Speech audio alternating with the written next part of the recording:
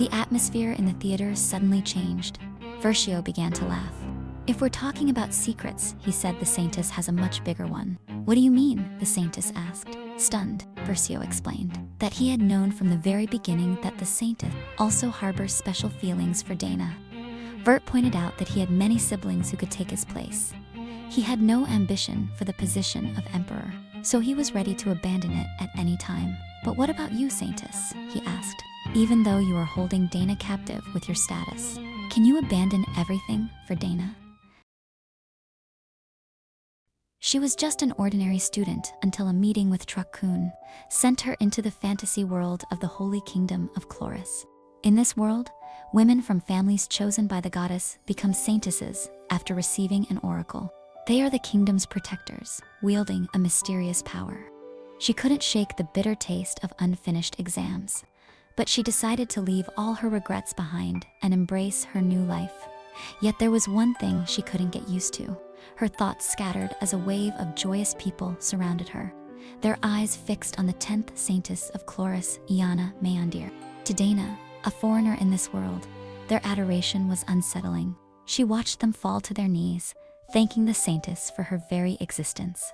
Their obsessive praise for beauty was, in a word, insane.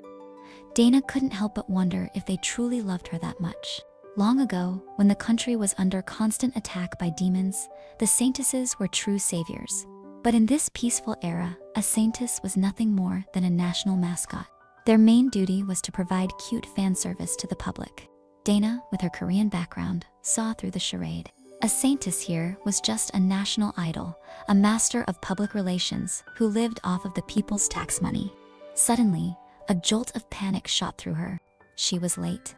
As she bolted through the crowd, her movement caught the Saintess's attention. As a commoner, the fastest path to power for Dana was to enter Chloris Academy. Graduation would guarantee her a job as a paladin or a royal guard, but she hated the spotlight. Her goal was a simple, comfortable life as a civil servant. If she could just stay at the top of her class for 3 years, her dream would be within reach. But fate had other plans. She was informed that the dormitory was still being rebuilt after a magical training mishap, and she had to find a temporary place to stay. When she explained that she had nowhere to go, the old man recognized her immediately. Dana Roland, the commoner student who had managed to get into an academy meant for the rich and influential. Just then, a voice as gentle as a morning breeze cut through the tension. "A homeless student at Chloris? That's absolutely not going to happen." The old man was shocked. "Saintess, why would you come to such a shabby place?"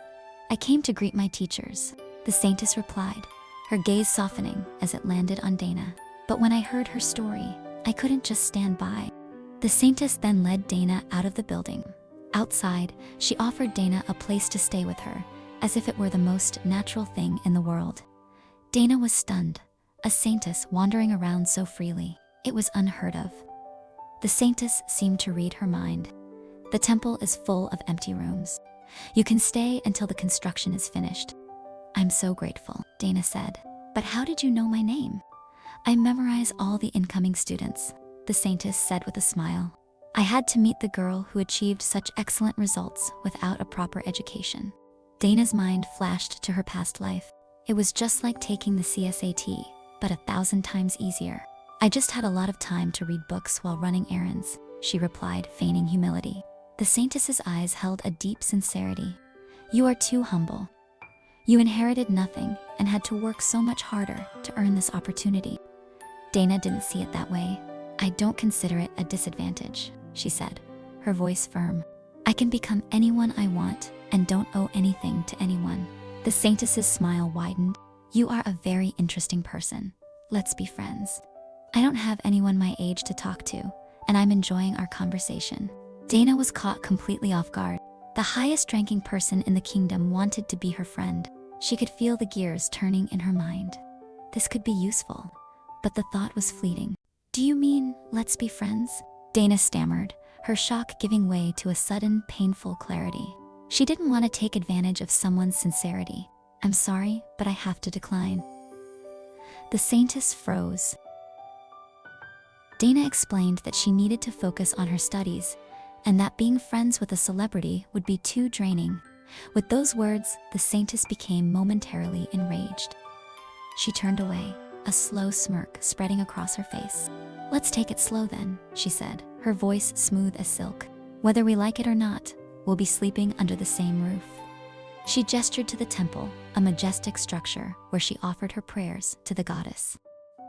The Saintess led Dana to a lavish room and left her alone, her departure as sudden as her appearance. Meanwhile, a maid who was with the Saintess whispered, "Your Grace, were you serious about befriending that student?"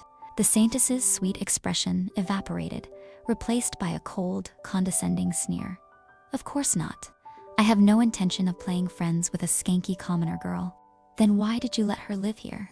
the maid asked. "It's all about building my reputation," the Saintess replied, a malicious glint in her eyes. "A saint who shows mercy to a poor commoner is a perfect picture.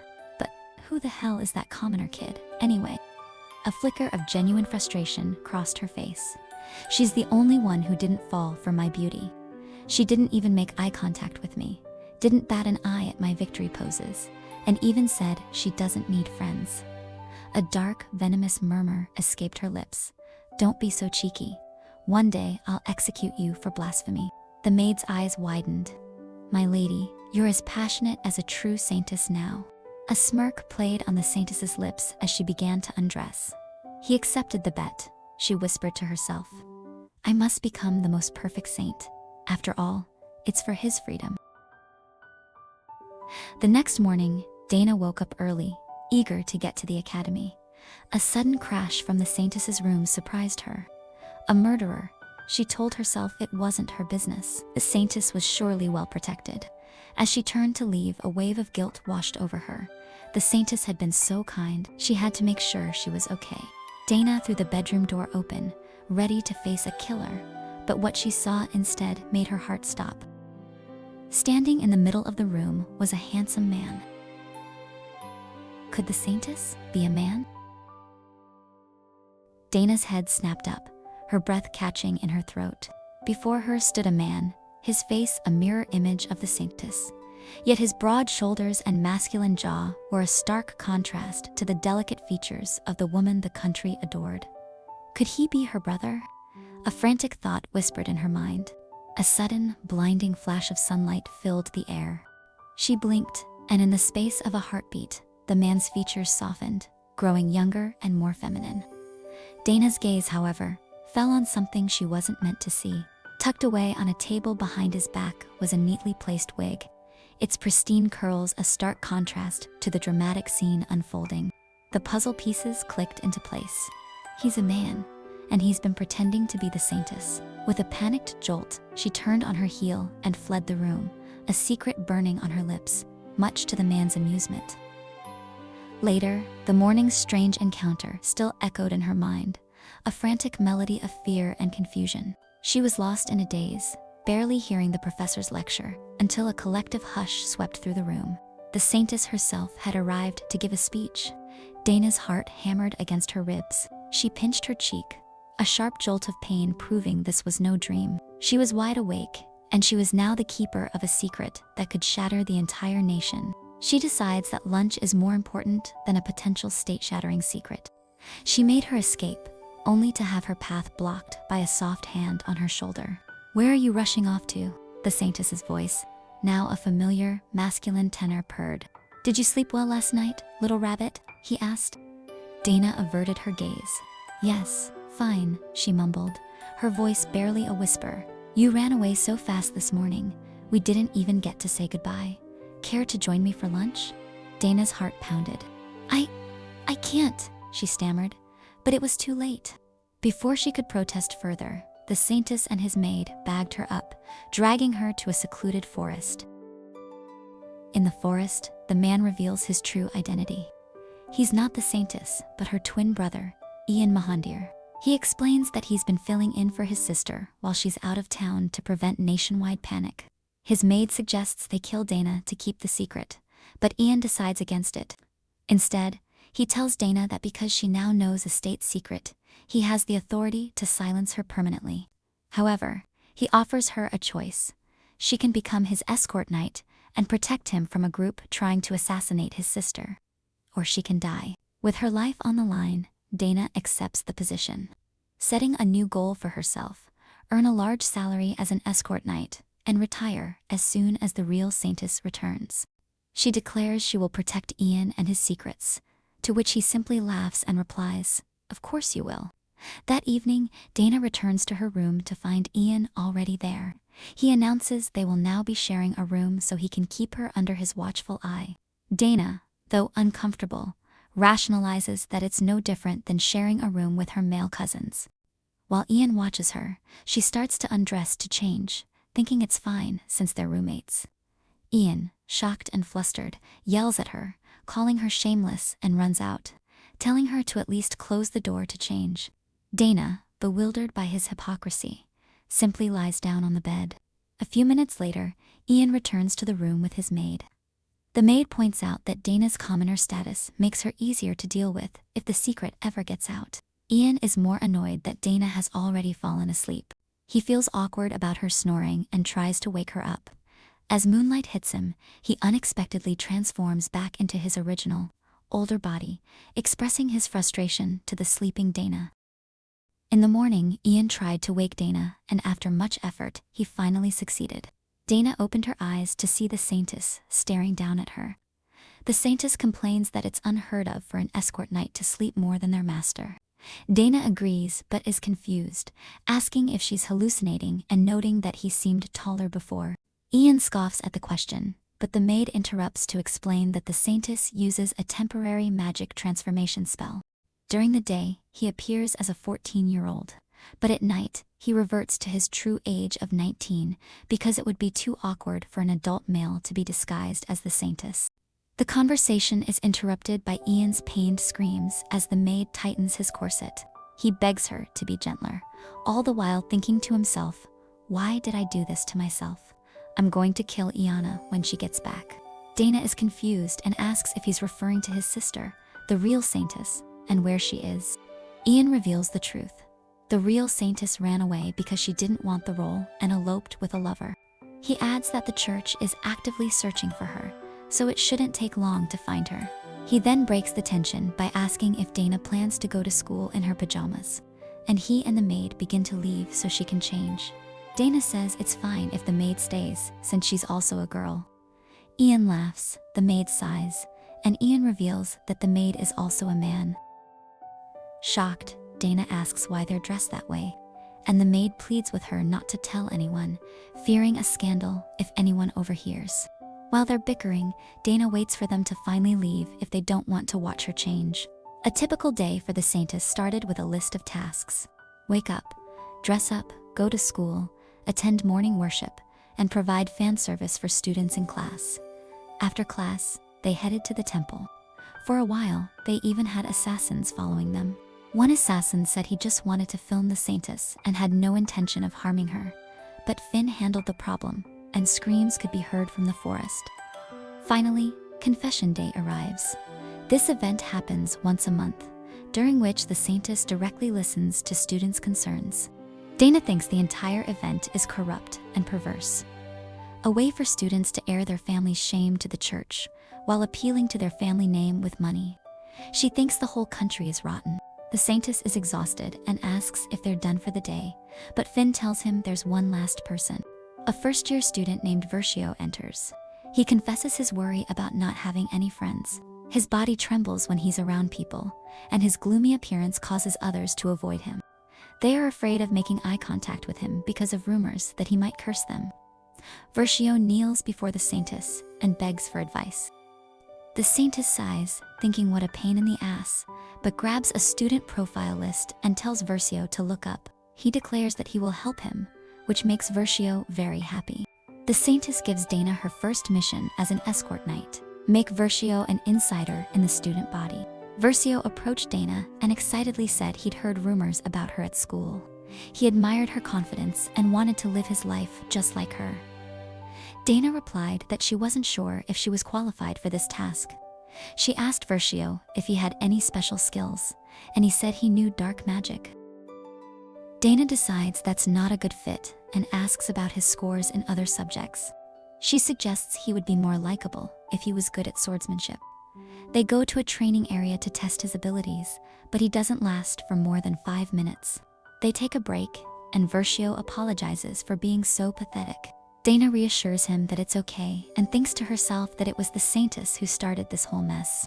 Versio continues to blame himself, wondering why he's so broken and believing his personality can't be fixed. His parents sent him to school to develop his social skills, but he wonders if he's just a person who belongs in a corner. The Saintess looks at him thoughtfully and decides that if they can't change his personality, they'll start by changing his gloomy appearance. The Saintess orders the maids to style him and make him unrecognizable. Dana hears screams coming from the room and assumes he's being tortured. But when the door opens, a completely transformed Versio appears. Dana is shocked. He now looks like a genuine, obsessive male lead. Dana was surprised that a makeover could change someone's appearance so much. The Saintess angrily asked if that was her type. Dana seemed confused, so the Saintess continued, saying that Versio looked better than before, but was still nothing compared to him. Ian, imagining a blush, narrowed his eyes, unable to comprehend her taste. Dana quickly shook her head, denying his claim. "He's not my type, and I didn't blush," she insisted. Meanwhile, Versio was on the verge of a panic attack and asked if he looked weird and if he should go back to how he was before. But the Saintess quickly dispelled his doubts and told him he looked much better. He added that since the semester had already started, the students had formed their cliques, and it would be difficult for him to make friends without social skills. So, he came up with a brilliant idea: the debutante operation. "Debutante?" Versio asked, looking bewildered. The Saintess told him there was no better opportunity to get close to strangers than during an extraordinary event, and a welcome dance party was coming up soon. At the party, Versio would make a stunning entrance and grab everyone's attention. Versio was terrified and said he was bad with crowded places. Ignoring his fear, the Saintess moved on to step 2, gentleman's social skills. "If you can't properly escort a lady, you are no gentleman," he declared. He then ordered Versio to practice by asking the maid, Finn, to dance. Versio, his body trembling, managed to squeak out, "You have a lovely expression," before his eyes lit up and he blurted out, "Do you know anything about dark magic?" Ian lost it and started yelling at Versio. "Why are you trying to recruit for a cult? Can't you say something normal?" Versio, flustered, tried to defend himself. "I just wanted to find something we had in common." Ian's face grew redder with each word, his usual saintly composure cracking as his genuine volatile personality burst through. After an hour of utterly pointless practice, Ian gave up on gentlemanly conversation and came up with a new, even more ridiculous idea. "The silent concept," he announced triumphantly. "The look is perfect. All you need to do is keep your mouth shut. A mysterious, handsome stranger who barely speaks. That's a surefire way to become popular." He then gave Finn the mission to make Versio look absolutely fabulous on the day of the party. When they were finally alone, Ian turned to Dana, a satisfied smirk on his face. "It was all worth it," he said. "If Versio just keeps his mouth shut, the mission is a success." Dana, however, wasn't convinced. "Is all this really necessary?" she asked, a frown on her face. "If they only like the image you've created, they'll never be his real friends." Ian scoffed, an edge of genuine cynicism in his voice. "If people didn't wear masks, no one would be loved." But Dana, looking into his eyes, couldn't understand his pain. Sometime later, the day of the dance party arrived. The Saintess, dressed in a stunning gown, welcomed students with honeyed words and a perfect smile. Everyone in the ballroom, from students to nobles, screamed in admiration. Dana still couldn't get used to it. Suddenly, a group of students approached her, their smiles as sharp as daggers. They began to mock her appearance, whispering that she didn't have enough money for a dress. But Dana refused to take the bait. The Saintess's escort should always wear their uniform to official events, she stated simply. The leader of the group, a haughty young man, scoffed. "Who do you think you are?" he sneered. Dana just looked at him with an honest, questioning gaze. "Who are you?" she asked. The other students gasped in shock that she dared to be so disrespectful to Lord Lorenz, the son of one of the most prestigious families. He was a noble among nobles, and she, a commoner, shouldn't even be speaking to him. Dana didn't waste a moment. "Then what brings a noble among nobles to speak to me?" she retorted. He smirked. "I'm interested in you," he admitted. "You got first place in the exams and became the Saintess's knight so fast, I wonder. Do you have a powerful backer?" He then invited her to continue their conversation on the terrace, but Dana refused. "I need to stay close to the Saintess." She couldn't help but add, "If you keep acting like a snob, you won't make any friends either." The other students were horrified. "How dare you speak to Lord Lorenz that way?" one of them shrieked. But Dana just ignored them and walked away, her mind already on the food table. As she ate, her thoughts drifted to Versio. "He's not the only one who struggles with making friends," she mused, thinking of her own standoffish encounter. Suddenly, a wave of gasps rippled through the ballroom. Every head in the room turned as a figure entered through the main doors. It was Versio. He was completely transformed. All the girls immediately began to whisper and chatter about his breathtaking beauty. Their mission at the party was to find the finest spouse, and Versio was, without a doubt, an SS-classed husband candidate.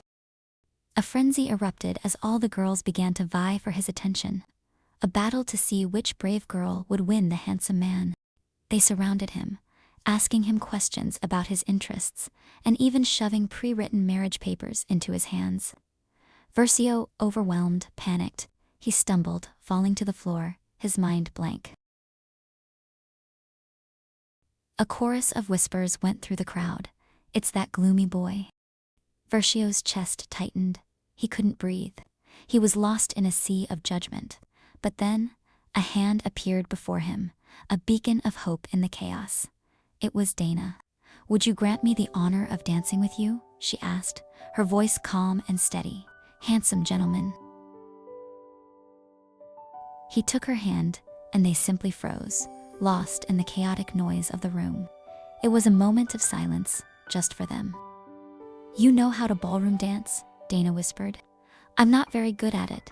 She had only practiced a few times with Finn, under the relentless, watchful eyes of the Saintess, who had insisted he would not tolerate the disgrace of his knight being unable to dance. "You don't need to be perfect," she told Versio, her voice calm. "Just follow along." "You're truly amazing, Dana," he said, his voice soft with gratitude. "Thank you for offering your hand when I made such a fool of myself. Everyone is watching us right now, but you don't seem nervous at all. I wish I could be like you." Dana's heart softened. She appreciated that he thought so highly of her, but she couldn't let him hold such a false image. "I'm not always so confident," she admitted. "I just pretend to be unfazed. I just think of everyone else as potatoes with eyes. Or squids." Versio's shoulders shook, and he began to giggle. Dana, emboldened by his laughter, didn't hesitate to ask a question that had been bothering her. "You seem to like being alone, so why do you push yourself so hard to make friends?" He looked down, his expression somber. "Because it's what's normal," he said, the words heavy with resignation. "People hang out in bright, crowded places. My parents just want me to live a normal life." Dana looked at him, her heart aching. Without thinking, she reached out and gently grabbed his face. "I don't plan to make any friends," she said, her voice a sincere promise. "But if it's you, I'll make an exception. I'll be your friend." She waited for his answer, a breathless pause hanging in the air. He gently grasped her waist, his grip firm and sure, and lifted her off her feet, twirling her into the air. "I accept," he said, his voice filled with overwhelming joy. "You're all I need." Dana blushed, her brain short-circuiting.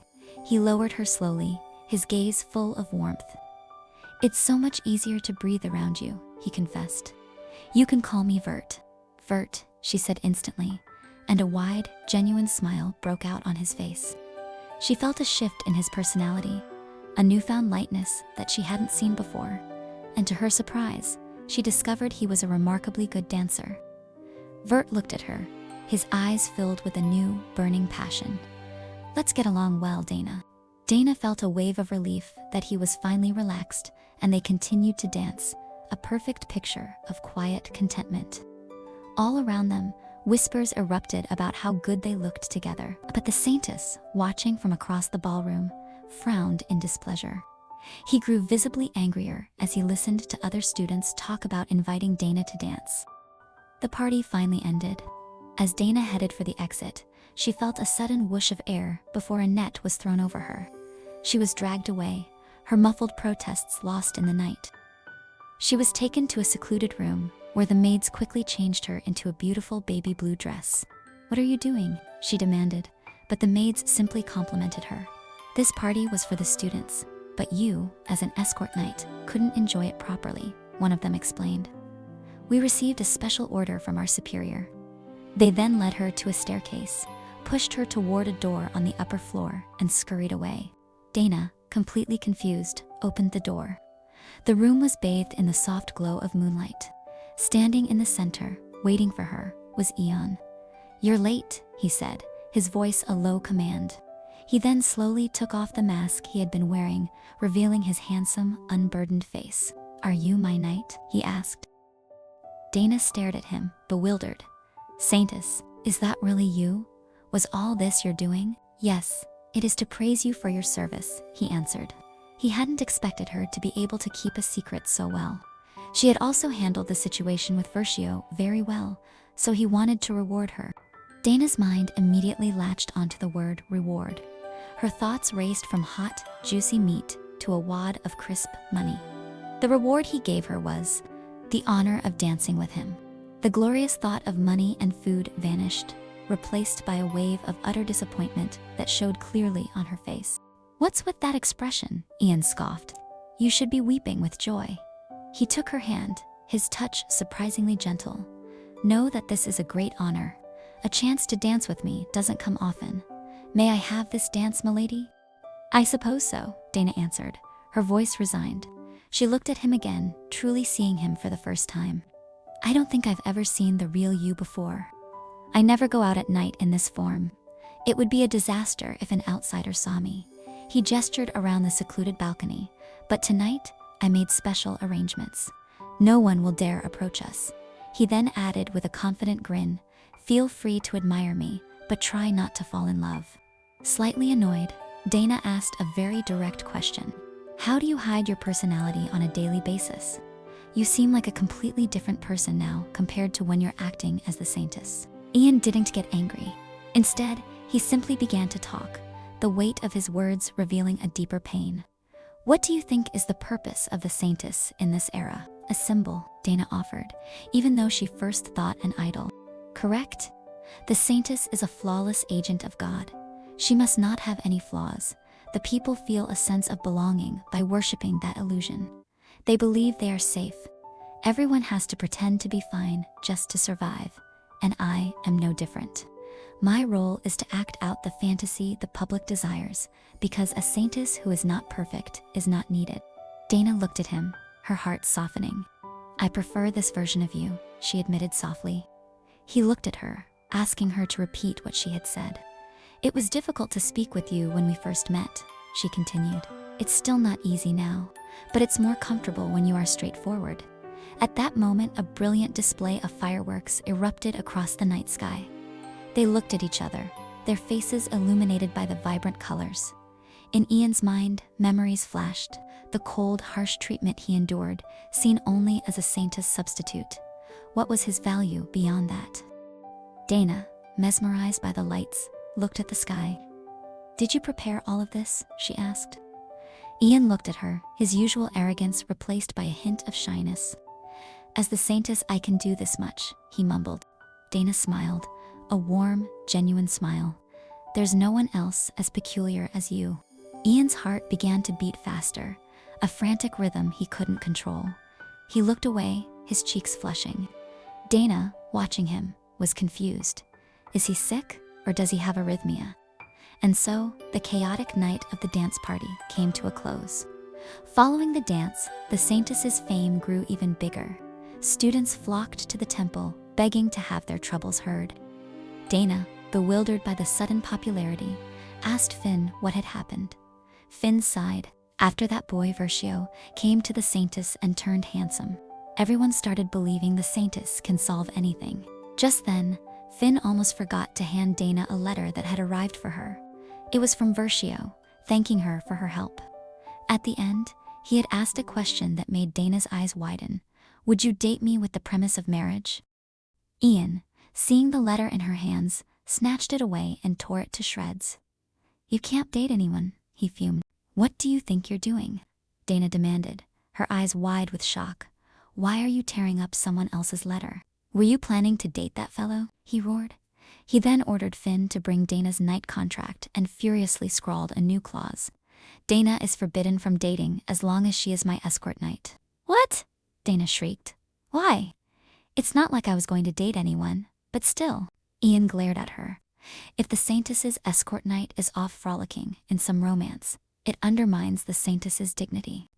Isn't that a violation of my human rights? Dana retorted, utterly baffled by his possessive behavior. Ian simply ignored her. He was fuming. If it were anyone else making a move on his knight, he would have removed them without a trace. But Versio was different. Because Versio is the crown prince. Across town, in the emperor's palace, Versio walked down a long, elegant hallway. His butler, seeing him, rushed forward. Your Highness, the emperor is waiting for you. The butler noticed the crown prince was in a remarkably good mood. Did something good happen, Your Highness? He asked. Versio smiled, a genuine, beautiful smile that reached his eyes. Yes, he said, for the first time in my life, I found someone I like. After the chaotic dance party, the midterm exam results were released, and Dana once again took first place. The students began to admire her, comparing her to Lorenz, who had fallen to second. His friends started to get angry, but Lorenz calmed them down and began to devise a plan. Meanwhile, the Saintess was lying on a table in Dana's room. She asked what he was doing there, and he asked if that was all she could say upon seeing such beauty. Annoyed, Dana replied, very pretty, happy now. Their argument was cut short when Finn called them for morning prayers. At morning prayers, they met Versio, who nervously asked if Dana had received his letter. Dana was embarrassed and asked if it was a prank.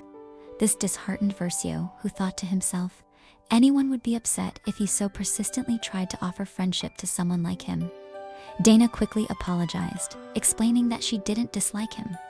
She was just surprised because that type of letter is usually sent to someone special, not a friend. Versio approached her, took her hand and said, we're ultra super best friends, right? Dana nervously replied, yeah.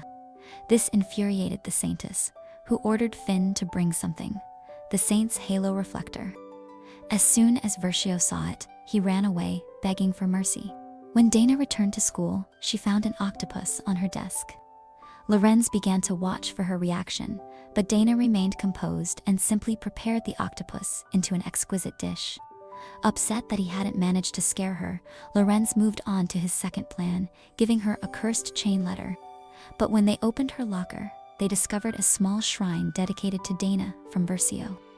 Just then, Versio appeared and asked what they were doing at his best friend's locker. While the Saintess was doing his thing, Lorenz, frustrated, decided to try to trip Dana, but she simply stepped on his foot. The Saintess, who was watching from a distance, noticed that Dana was being bullied and decided to help her. That night at home, Ian asked her if she was being bullied. Dana was surprised by the sudden question about being bullied. The Saintess told her that he had noticed a strange atmosphere when he came to choir practice. She explained that it was simply because some people disliked her. The Saintess offered to help, saying that with his authority, it would be no problem to expel some students, but only if she begged him. Dana refused, replying that if she couldn't handle this much, she wouldn't survive anyway. She then wished him good night. The next day, when Dana arrived at school, the classroom was empty. She found out the class had been relocated, but she was the only one not informed. When she found the new room, Lorenz was already waiting for her. He began to taunt her, saying, "Could it be that you think you're above attending classes?" Dana, confused, asked who he was again. He reintroduced himself and told her she shouldn't be so arrogant, claiming the only reason the Saintess chose her as a knight was out of pity for her background. Dana understood that he was the one who had put the octopus on her desk. She thought for a moment, then asked if he was jealous of her for taking first place. "Jealous," he yelled back, insulted by the accusation. He then threw a glove at her feet. She picked it up, and other students began to whisper that by doing so, she had accepted his duel, and Dana had no clue that this tradition existed. They went to the training grounds to fight. Lorenz declared that if he won, she must immediately leave the academy. Dana countered that if she won, he would stop bothering her. She chose a game of rock, paper, scissors, and won instantly. Lorenz was indignant, claiming it wasn't a real duel. He started insulting her, saying that her low-born parents taught her such cowardice. Dana wasn't going to tolerate the insult to her family and agreed to a real sword duel. In front of everyone, she defeated him in less than a minute. Students began to whisper that his family's reputation was now ruined. Seething and unable to accept his defeat, Lorenz attacked Dana with magic.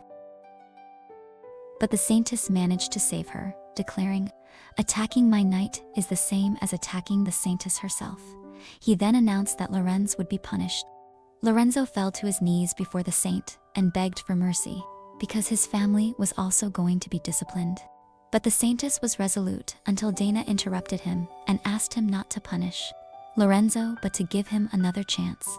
The Saintess was genuinely stunned by the request, unable to grasp why Dana would speak up for him. Dana explained that she hadn't been hurt and insisted that Lorenzo wasn't a bad person. She begged the Saintess to forgive him, and Saintess reluctantly agreed. Instead of a severe penalty, she disciplined him with only a 1-week suspension. The Saintess then addressed the rest of the students, many of whom were still unhappy about Dana becoming her personal knight. She told everyone that Dana was her first same-gender friend and asked them not to bully her. The students were completely won over by the Saintess's speech and swear to support Saintess's choice. Afterward, Lorenzo asked Dana why she had saved him and questioned if someone like her was pitying him. But Dana said she understood him. She knew the feeling of trying your best but not being rewarded, and apologized for having caught him off guard. She suggested that they call their fight even. Lorenzo agreed and took Dana's hand, which immediately started to get on the Saintess's nerves. Back at their residence, Dana kept glancing at Ian, unable to figure out why he was so visibly upset. She decided to ask how he stopped Lorenzo's attack. Since only the genuine Saintess had holy power, he revealed he'd used a magical item that his sister had left him. It was his last one, meaning he couldn't use any holy power from now on. Dana was stunned that he had used such a vital item so casually. He immediately cut her off, his face contorting in anger. He insisted that he wouldn't waste such an item casually, and that her life had been in real danger. Dana thanked him for saving her life, but then asked, "What business is it of yours if something happens to me?" Ian was shocked by her question, but Dana, seeing his intense anger, still couldn't understand why he was so furious. Ian simply swallowed his feelings and replied that he overstepped and told her, "Do as you please." Dana was left bewildered by his abrupt change in behavior. Ian himself was in turmoil. He couldn't figure out why he was so worried about her and was confused by his own feelings. Meanwhile, in the male dormitory, Lorenz couldn't get over the day's events and how Dana had saved him. He was already imagining them getting married. He tried to push the thoughts away, but he couldn't stop thinking about her. The next day, he marched up to her and officially declared Dana as his rival. Dana stared at him with complete bewilderment. Lorenz started to apologize for what had happened earlier, but Dana cut him off, saying there was no need to be so formal. She called him by his first name, reminding him they were friends. He immediately called her by her name and then ran away. Right after that, several other girls approached her. They were known to be assessing the best candidates for husbands and complimented Dana on how impressively she had handled Lorenz. They tried to befriend Dana, but she politely replied that she preferred to eat alone. One of the girls, Chloe, warned her that being alone was dangerous right now. She said people were hearing terrifying sounds in the woods behind the male dorms, whispering that it must be ghosts. Dana merely gave them a skeptical look, as ghosts simply didn't exist. Soon after, during confession day, more and more people came forward desperately asking the Saintess to save them from the horrible ghost. The Saintess was annoyed by these ridiculous requests, but then realized this was a perfect chance to teach Dana a lesson. Even she would be scared of a ghost and would beg him to protect her. So the Saintess officially announced that he would help them. But Ian didn't expect things to turn out quite this way. That night, they quietly ventured into the woods. Dana asked why he had dragged her out in the middle of the night. Ian simply replied that it was natural for a knight to escort the Saintess on her duty. Then she questioned why he was in his original form, warning him that they would be in serious trouble if anyone saw him. Ian scoffed, assuring her there was nothing to worry about. No lunatic would be crawling into the woods at this hour, he said. But they didn't know that Lorenz was following them. He had spotted Dana going into the woods with some guy and decided to track them. Versio suddenly appeared behind him. Lorenzo questioned what he was doing there, and Versio replied that he wanted to see the ghost. Dana suddenly heard a whispering sound coming from the bushes.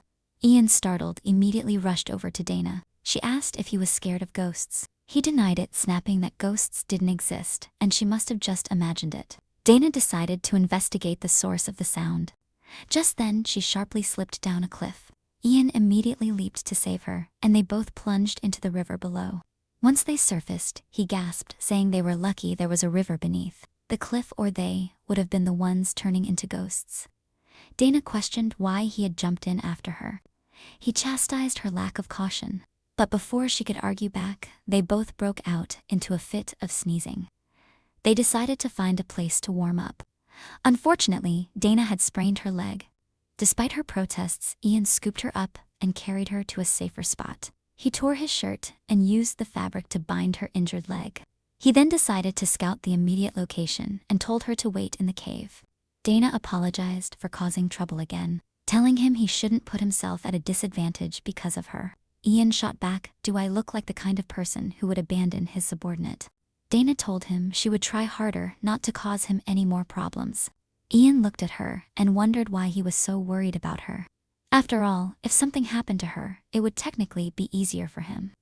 Yet, as he looked at her soaking wet and shivering, he blushed and handed her his cloak. Dana thanked him and they sat down close to each other. Ian decided he would look around.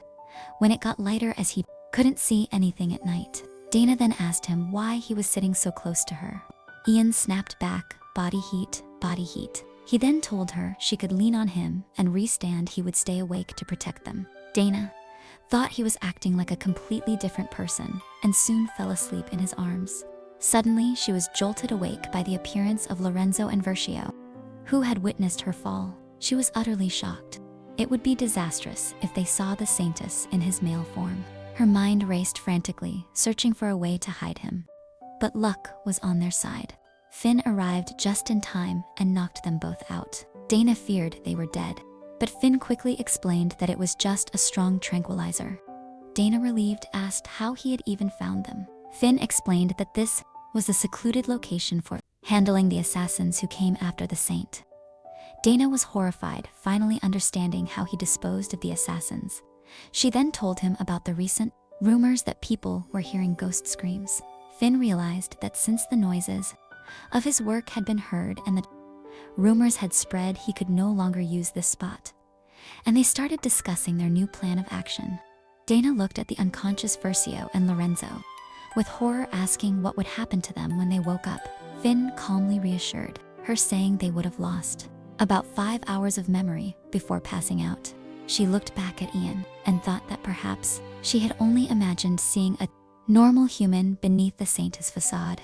The next morning, the guys woke up in the nurse's office and immediately started asking Dana what had happened last night. She coolly explained that the Saintess had ordered her to patrol and she had simply found them in the woods. Lorenz remembered seeing a man with her and pressed her who was that guy. Dana feigned ignorance, saying she didn't know what he was talking about. Vert, looking creepy, insisted that there shouldn't be secrets between friends. Dana fixed them both with a look of utter confusion and insisted that she had been alone last night. The two young men immediately concluded they must have seen a ghost. She was happy that they're idiots. Later, Saintess officially announced that the strange noises were just from wild animals, and everyone should stay away from the forest. Lorenz continued to swear he saw a ghost, but the girls didn't believe him, and the ghost incident was officially resolved. Later, the Saintess was trying on new outfits for summer and asked Dana for her opinion. She simply replied with a cold, "It's nice." She started sneezing and Ian immediately grew concerned, approaching her to check. He realized she had a fever and told her to skip school today.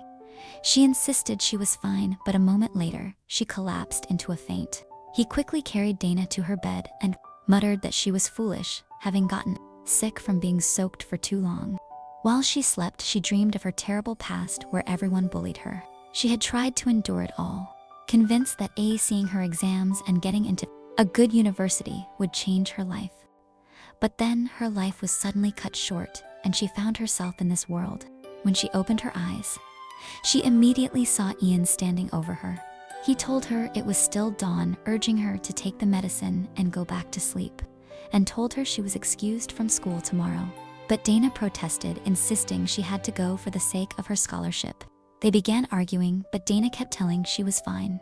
Ian's tone grew cold. "Is that measly scholarship so important?" "Measly?" She bristled, affronted.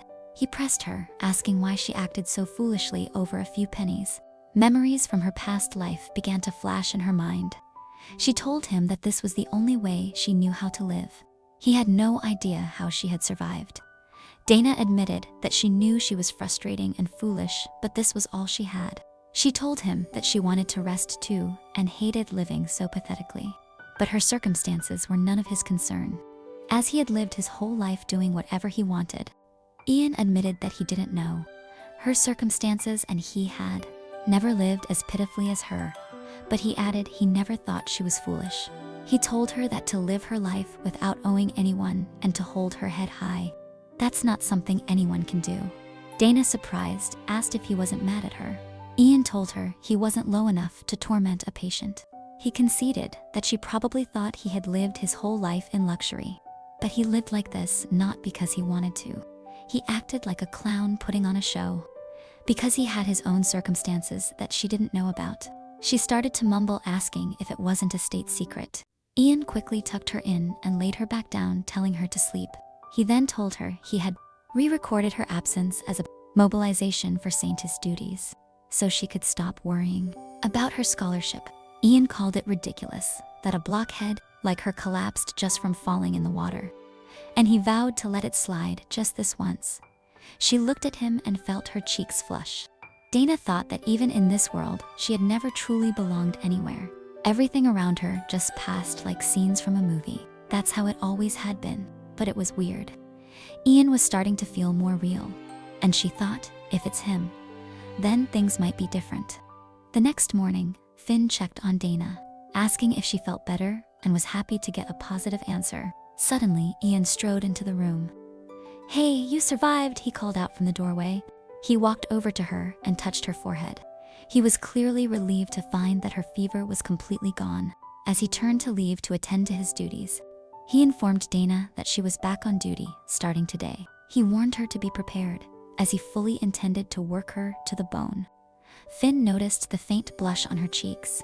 Dana herself couldn't understand why she suddenly felt hot when her fever was definitely gone. She returned to school, and a group of girls immediately approached her, inviting her to a social event where they intended to look for husbands. It was an important gathering, and they needed one more person. But Dana quickly replied that she didn't like parties and wasn't going anywhere. Chloe insisted she'd miss a huge opportunity to meet wonderful men, but Dana maintained that there was no place for a commoner like her in such an environment. Chloe then admitted that because she had bought her noble status, and another girl in their group was adopted by nobles, they weren't exactly fully embraced in noble society either. The girls decided to deploy their heavy artillery. They promised the party would feature a lavish dessert buffet, and she could eat as much as she wished. Immediately, Dana agreed to go, and Chloe offered to lend her a dress. Ian received an outing form from Dana, and was surprised that she had other girlfriends, but he gave her permission nonetheless. Finn was astonished that he let her go. He immediately began explaining that this was a group meet where hot-blooded youths pair up to play with fire. Ian was shocked that Dana had agreed to go there and wondered if Finn had misunderstood the nature of the event. But Finn just shrugged, saying it was perfectly normal for her age. Being stuck with a grumpy cross-dresser guy all the time must build up stress, he quipped. So she might need someone to have a little hot fun with. Ian's jaw dropped at what he heard. Meanwhile, the girls were enjoying themselves at the party, while Dana stood to the side, blissfully focused on the desserts. She had eaten her fill and was just about to make her escape when a young man intercepted her.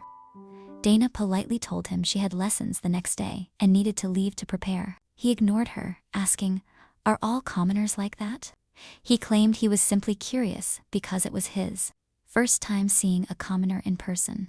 Dana tried to walk away, but he stopped her with his hand and said he kinda liked her. He explained he already had a fiancée, but as a nobleman, he was entitled to a mistress, and this was a good opportunity for her. Dana looked at him with a face full of utter disgust. Suddenly, a flower pot landed directly on the noble's head, and a beautiful, high-heeled shoe swiftly pressed his face to the floor. It was the Saintess, who smiled sweetly. "Did your foot slip?" he mocked. Dana, stunned, asked what he was doing there. The Saintess replied that this was a church-affiliated hotel, so it was perfectly natural for her to visit. The noble, scrambling to his feet, immediately began groveling about what a great honor it was to meet the Saintess, even asking to shake her hand. The Saintess looked down her nose at him. "Should I shake hands with someone as lowly as you?" Saintess continued, saying this was the first time he had ever met someone so far beneath him. The Saintess then turned toward Dana. "That noble guy was saying embarrassing things about status earlier, but Miss Dana is my one and only precious friend. To Her Holiness, Miss Dana seems much higher class than some random noble." The noble frantically stammered apologies, claiming it was all a misunderstanding. When the Saintess fixed him with a severe, unwavering gaze, he turned and fled instantly. Dana narrowed her eyes. "Are you spying on me again?" Ian told her he let her go have fun, but not to play around with some lowlife. "Why are your standards so low?" Dana tried to argue that he was completely wrong, but the Saintess just looked at her with a sad gaze, without a word. Ian roughly tossed Dana over his shoulder to carry her back to the carriage. Dana felt a sharp sense of déjà vu. She asked him to put her down, pointing out how uncomfortable the Saintess looked carrying her.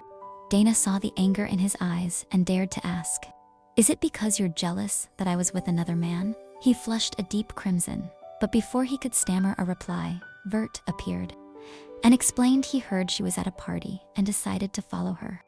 Dana invited him to go home together, and they began animatedly chatting, completely absorbed in one another. The Saintess watched them, his expression complex and heavy with doubt. What if he wondered, instead of a lowlife like the one earlier, a truly special person appeared for Dana? Would he have the right to stop at he who couldn't even stand by her side in his true form? Soon after, the Chloris Academy Play Festival began. This was a major event where students were required to stage a dramatic performance. Lorenz, as class president, stressed that many important people would be attending, so they had to do their best. He then announced their chosen play, Romeo and Julieta. Dana read the script and understood that it was a version similar to Romeo and Juliet, but with a happy ending where the goddess, moved by the couple's love, resurrected them both. The key role of the goddess would be played by the school's special idol, the Saintess. Chloe bought herself the role of the female lead, laughing that in this world, there was nothing that couldn't be acquired with money. Lorenz took on the role of the villain. The main male role was given to Vert. Vert looked utterly confused, thinking the class had made a mistake. But they told him he was chosen fairly because the male lead was supposed to be exceptionally handsome. Vert immediately jumped through the window in a desperate attempt to escape, but was quickly apprehended. Dana was relieved that she was assigned the simple work of a staff member. She couldn't understand the fuss why everyone seemed so desperate for a lead role. Finn explained that the play festival was a place to check the abilities of noble children. They started talking that the number of attacks on the Saintess had been increasing, but since Dana would be preoccupied during the play festival, he would handle this much on his own. Dana confessed that she had been curious for a long time about what Finn did before starting work for the Saintess. Finn was taken aback by the question, but decided he could share the truth with her. He started telling that he came from the slums, and to survive, he did anything to earn money. That included accepting an assassination request for the Saintess. But when he arrived, he immediately realized the Saintess was a man. "I thought it was all over and wanted to end myself," Finn admitted. "But young master stopped me. He told me he would pay me even more, that my skills were too good to die there. 3 years had passed since he started working for Ian. He had also been able to hire his siblings out of the slums. Dana was stunned.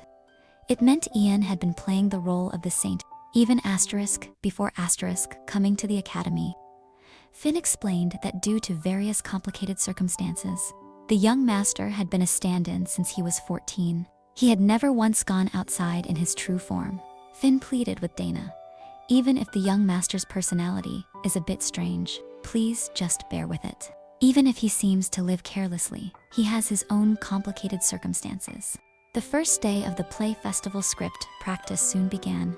Lorenz instantly channeled the villain, fiercely attacking Romian, but Versio was so nervous he couldn't remember even a couple of lines and started pleading for mercy. Chloe panicked. They hadn't even started practicing the important scenes, and it was already a disaster. She began thinking about replacing the male lead. Suddenly, Dana grabbed the script. She jumped into the scene, acting the role of Julieta. And say, Romian, oh Romian, she called out, just swear that you love me. Versio instantly lit up. He performed his role brilliantly, declaring, I'm no longer Romian, just call me your love. Everyone was thrilled to see Versio perform so well, and they immediately appointed Dana as his practice partner. Dana was shocked. She absolutely did not want this job, but everyone around her began begging, saying she was the only one who could help Vert prepare. Dana agreed, and Chloe announced their next practice session tomorrow. They should practice the kiss scene. The next day in the Academy's theater, Dana and Vert began discussing the kiss scene. Dana suggested that if they just brought their faces close, the audience would still interpret it as a kiss. They decided to start the practice. Vert stroked Dana's face. He pulled her into an embrace and was supposed to kiss her. Vert's heart began to tremble violently. His hands were shaking too. Dana asked, aren't you trembling a bit too much? It's just the two of us here, so you should relax. Vert managed to continue his lines. I will kiss your lips. Perhaps a little poison might be on them. And with that, I could die. Dana gently touched his lips and noted, your lips are very warm. Vert couldn't resist. He quickly leaned in and kissed her cheek. He smiled the most beautiful, gentle smile and simply said, practice. Suddenly, the Saintess walked into the theater, noting dryly that they were certainly working hard. The Saintess said she had heard the news about the play and that Dana had agreed to be Versio's practice partner, but then quickly told Dana that a maid was looking for her and she should go immediately. Only Saintess and Versio remained in the theater. Saintess approached him and asked directly, do you like Miss Dana? Versio blushed and admitted he did. He said she was his only friend. Saintess immediately reformulated the question. Do you consider Miss Dana as someone you would like to marry? Versio looked confused. Why does the Saintess ask such a question? Saintess explained that because Dana was her personal knight, she was concerned that Dana might have given him the wrong idea. Someone who is the crown prince of the empire wouldn't flirt with a commoner girl just for entertainment, right? Versio was shocked that the Saintess knew his real identity. The Saintess hoped her worries were unfounded, but pressed the issue, Versio, with such a secret. What are the chances you could formally marry a commoner girl? Can you truly abandon everything just to make Dana happy? The Saintess asked. If you were to act according to your feelings without such resolve, wouldn't Miss Dana, who knows nothing and is being swayed, be truly pitiful? It would be better to give up now. The atmosphere in the theater suddenly changed. Versio began to laugh. If we're talking about secrets, he said, the Saintess has a much bigger one. What do you mean? The Saintess asked. Stunned, Versio explained that he had known from the very beginning that the Saintess also harbors special feelings for Dana. Vert pointed out that he had many siblings who could take his place. He had no ambition for the position of emperor, so he was ready to abandon it at any time. But what about you, Saintess? He asked. Even though you are holding Dana captive with your status, can you abandon everything for Dana? And with that, he turned and left. Ian was left in complete shock. He couldn't comprehend how much Versio knew.